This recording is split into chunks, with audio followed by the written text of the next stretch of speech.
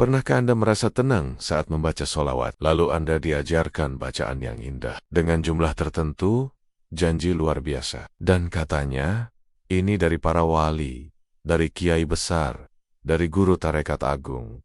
Tapi, pernahkah kita periksa dalilnya? Apakah bersumber dari Rasulullah? Banyak orang tidak sadar bahwa ada doa, zikir, dan solawat yang sudah membudaya, namun tidak pernah diajarkan oleh Nabi. Tidak ada dalam hadis.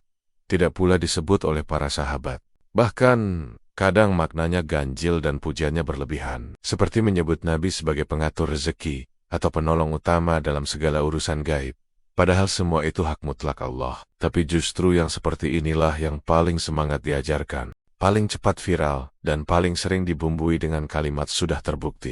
Misalnya, pertama solawat Jibril, yang lafaznya sah, tetapi disandarkan kepada Jibril, tanpa dalil sahih, dan sering dipromosikan agar dibaca 100 kali setelah sholat dengan janji tertentu, padahal tak pernah diajarkan oleh Nabi maupun para sahabat.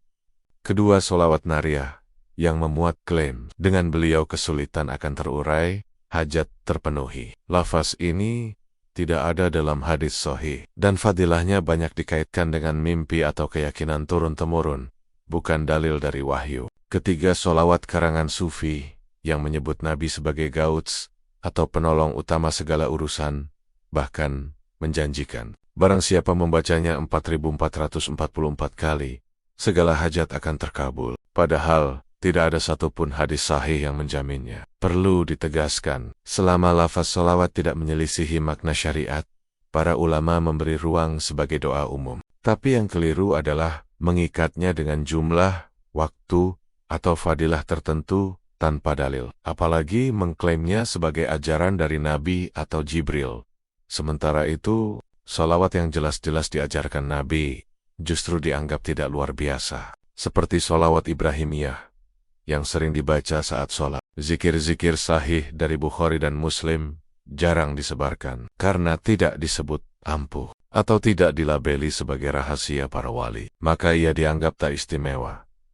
Ini keliru dan berbahaya, karena agama bukan diukur dari indahnya lafaz, tapi dari siapa yang mengajarkan, Rasulullah atau bukan. Allah berfirman, apa yang dibawa oleh Rasul, ambillah, dan apa yang dilarangnya, tinggalkanlah. Apalagi di zaman ini, tidak sulit mengecek kebenaran suatu dalil. Dengan teknologi di genggaman, kita bisa menelusuri hadis-hadis dan mengecek sumber riwayat. Maka kritislah terhadap bacaan solawat, atau amalan apapun yang kita lakukan.